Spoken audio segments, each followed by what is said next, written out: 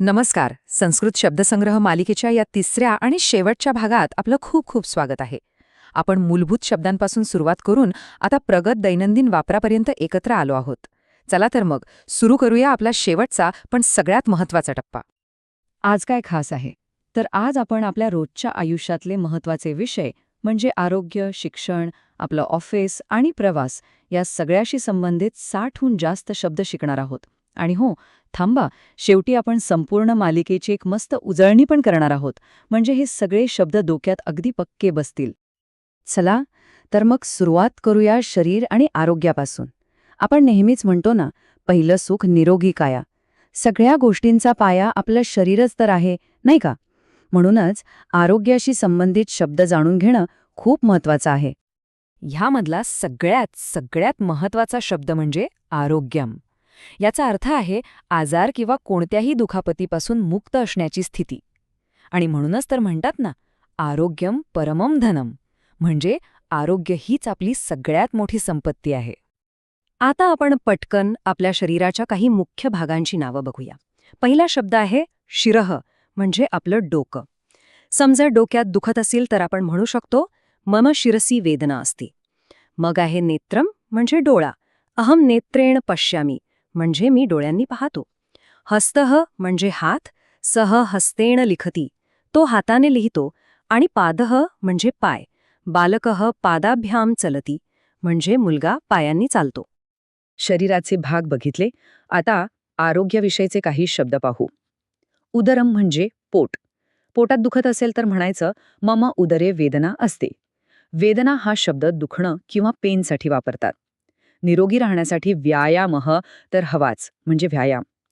आणि देव न करो पण आजारी पडलोच तर आपण जातो चिकित्सककडे, म्हणजे डॉक्टरकडे. चिकित्सकः औषधम ददाती, म्हणजे डॉक्टर औषध देतात. ठीक आहे, शरीराची काळजी तर झाली, पण मनाचं काय? आपल्या मनाचं पोषण कसं करायचं? अर्थातच ज्ञान आणि शिक्षणाने. तर हेच आपल्याला घेऊन जातंय आपल्या पुढच्या विभागाकडे, शाळा आणि शिक्षण. या भागात आपण शाळा, कॉलेज आणि अभ्यासाच्या जगात वापरले जाणारे खूप महत्त्वाचे शब्द शिकणार आहोत. शिक्षण म्हटलं की सगळ्यात आधी आठवतात ते तिथले लोक. शिकणाऱ्या मुलाला म्हणतात छात्रः, जसं की छात्रः पठती.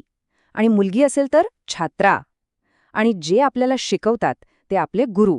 पुरुष असतील तर शिक्षकः आणि स्त्री असतील तर शिक्षिका. शिक्षकः पाठम बोधयती, शिक्षक धडा शिकवतात. लोक बघितली, आता बघूया शिकण्याची साधनं. आपण जातो कुठे? विद्यालयामध्ये, म्हणजे शाळेत. तिथे काय वाचतो? पुस्तकम, म्हणजे पुस्तक. आणि पुस्तकात काय असतं? पाठः, म्हणजे धडा. आणि हे सगळं आपण कशाने लिहितो? तर लेखनीने, म्हणजेच पेनने. अहम लेखनया लिखामी. आता काही क्रिया आणि संकल्पना बघूया.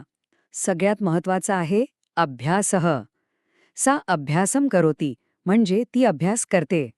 शिक्षक आपल्याला देतात गृहपाठः, म्हणजेच होमवर्क. आणि मग वर्षाच्या शेवटी येते परीक्षा.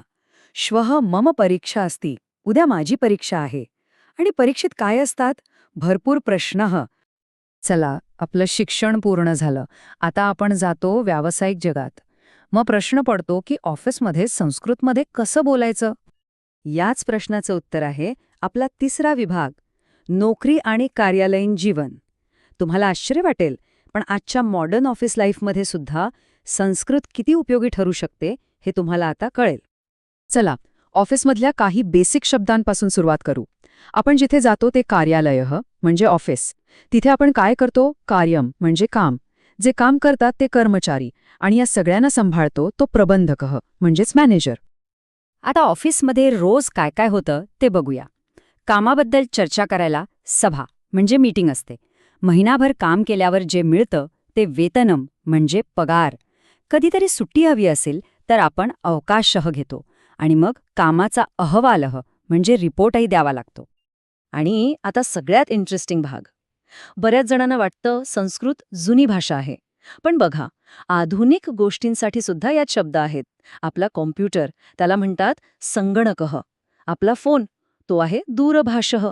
आणि ज्याशिवाय आपलं चालत नाही ते इंटरनेट, त्याला म्हणतात अंतर्जालम. किती भारी आहे ना? यावरूनच कळतं की संस्कृत ही एक जिवंत भाषा आहे. चला, आता आपल्या शेवटच्या सेक्शनकडे जाऊया. सार्वजनिक ठिकाणे आणि प्रवास. घराबाहेर पडल्यावर इकडून तिकडे फिरताना हे शब्द खूप कामी येतात. सुरुवात करूया काही ठिकाणं आणि दिशांपासून.